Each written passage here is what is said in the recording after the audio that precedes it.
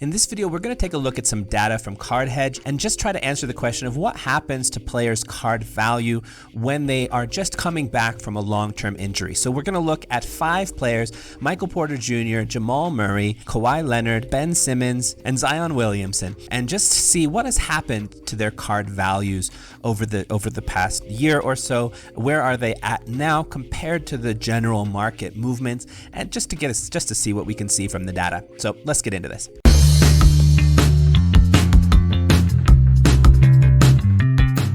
All right, so first let's look here. This is just a basic basketball index of a bunch of cards that are tracked within the sport of basketball on Card Hedge. By the way, I'll put a link in the description below if you are interested in a Card Hedge subscription. You can see that overall, this goes back about a year, and it has gone down. The total value of all of the cards in the index, which is thousands of cards. I'm not exactly sure. You can click on view. I can show you. I mean, just like this never-ending scroll list of different cards. So it's a lot of cards. But you can see here it went from 259,000 in these cards that they were tracking a year ago to 199,000 now. You can see over here on the right side that in the last 30 days, it's gone up by about 1%. In the last 6 months, from about, that would be right around here or something, it has gone down 7%. And if you went back a year, I would say, 15% or something like that. So it looks like, from a year ago till about 6 months ago, it went down significantly.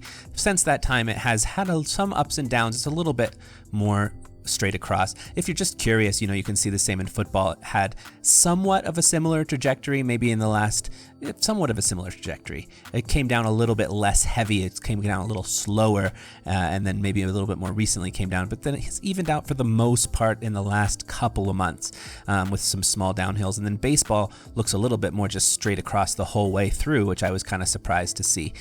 So that's just interesting stuff. So anyway, we'll kind of base this on the idea that on average, most cards overall in the last 6 months have gone down about 7% in basketball, and in the last year have gone down maybe 15%, but then in the last 30 days have been pretty much steady. So let's compare these 5 players and see what we can see. The first player we're going to look at here is Michael Porter Jr. So this chart here is looking at his value changes over the past year.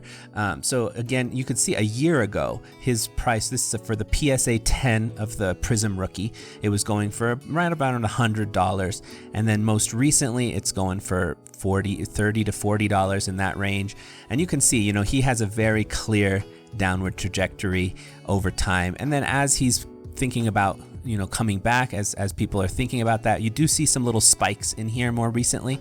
If we were to just see, you can see over the 365 days, it's gone down 64%. But if you just look over the last 30 days, okay, still down 21%. But you see these jumps, these sudden jumps. So my guess is that these sudden jumps are people thinking he's gonna break out and willing to spend a little bit more. So I have a feeling that's a direct result of him coming back from his injury. So kind of he gets injured, his cards go from like a high where the people have a lot of expectation for him, he's playing really well, suddenly it drops down to a real low, and then stays low while he's injured, even has a few massive drops. $16 has a few massive drops, but then more recently when he starts to come back, he has a few spikes. So we'll see what happens with him over time, but that is the story of Michael Porter Jr. Next, we'll look at Jamal Murray, also his Prism PSA 10. So you can see his card went up as high as $200 about a year ago and is now selling for just $57. So this is an interesting one because this one must be an outlier. I'm just pretend you don't see that one. Every once in a while you might see an outlier on here. I can't see how that would sell for 15, but maybe. But this has gone down 68% in 365 days, and even more recently. This is kind of interesting. I mean, it looks like there was a tiny little bump but it's such a slight bump. It's barely a bump, and it's really come down even since then. I mean, the number of sales are pretty small here, but it seems like he continues to go down. He hasn't been playing that well since he came back from his injury. He's on one of my fantasy teams, and he hasn't really been producing that well. And so I don't know. I don't know. I'm not going to say that this means it's a good time to buy or anything, but it's just interesting to see how his value has continued to come down even as he's coming back from injury now. All right, next let's look at Zion Williamson and his PSA 10 rookie from Prism. You can see it was about a year ago selling for about 320 or so, and up till recently about 170, 180, something like that. So it's gone down 44% this year.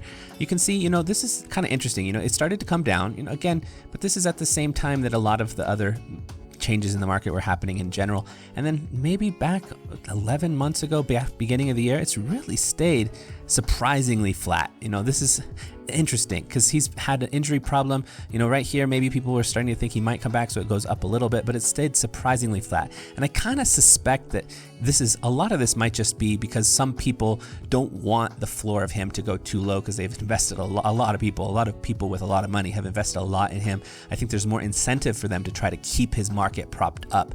I've thought that the whole way through. If you look at a lot of his cards, there's this steadiness that goes through even at the injury. And I think that's because, people spent so much money, they don't want the cards, so they'll buy up cards that are getting too low just to make sure the market doesn't get too low. I don't know if that can continue forever. That probably wouldn't continue forever if he had injuries forever, but just more recently it has dropped a little bit now that he's playing, but had some minor injuries along the way.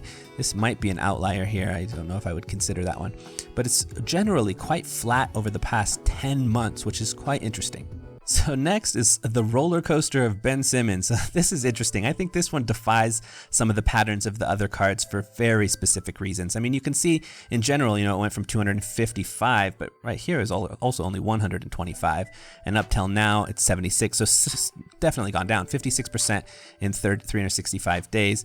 But you can see this one has peaks and valleys like none of the others, and I guess that really does make sense to me because this is kind of like, is he going to, or is he not going to? Is he going to become good, or is he not going to become good? I think this right here, right as the season was beginning, people are like, okay, he's finally coming back, he's going to do well, and then they realize, oh, he's doing terrible, and it immediately drops down from 250 to 53 within 2 weeks, 3 weeks. So that's crazy. That's crazy. And it makes sense based on the narrative surrounding him specifically. There's all this kind of, will he become good again?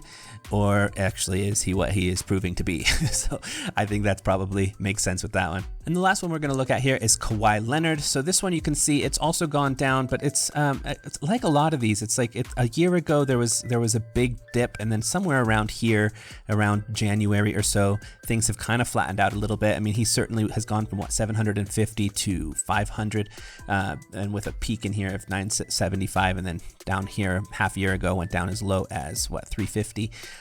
But you can see generally once this came down from this peak and it started around January, it's been relatively flat. I mean, some lows, and then once people started thinking, oh, maybe it's too low, maybe it's time to buy, and then it started to go up, and now it's kind of flattened out and had a slight downward trajectory since then. I mean, again, he's back from his long-term injury, but he's still barely playing still, and he hasn't been his full self back. So I don't know if that's gonna change too much. I mean, at the same time though, you do, when you look at somebody like Kawhi, you do expect a certain degree of consistency, just because even though you're hoping for him to break out again, you also know what to expect from him. He's good, so he's never going to have a super low floor.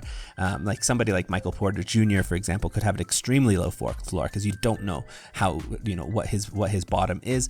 With Kawhi, that he's never going to be below a certain level, so you kind of expect a certain degree of consistency, even if he's injured. And I think you can kind of see that here. Let me see if I zoom back out even more. I mean, you start to see this is the spike time, so it's hard to even get much of a sense of things when you look back at the spike. But you can see consistent down and then flatness. This only goes back 2 years, so I would be curious to see what it was before then. But you can see within the last 10 months, generally a flat graph. So I think that's kind of to be expected with him. I don't know exactly what all these numbers are telling us. I mean, it seems to me like on average, the trajectory is somewhat similar. I mean, it seems like at the time of the injury, maybe there was a bit of a more intensive downward slope, and then it kind of evened out since then. But otherwise, it seems like the patterns fit this general pattern kind of closely, with the exception of Ben Simmons, who just has all these weird peaks and valleys because of his kind of weird situation. So anyway, I hope this video was interesting. If you saw anything interesting from this data that I didn't mention, let us know in the comments. And if there's any other data related explorations that you think would be interesting or useful for you, let me know and I can see if I can make a video about it. All right, but that's it for now. Peace.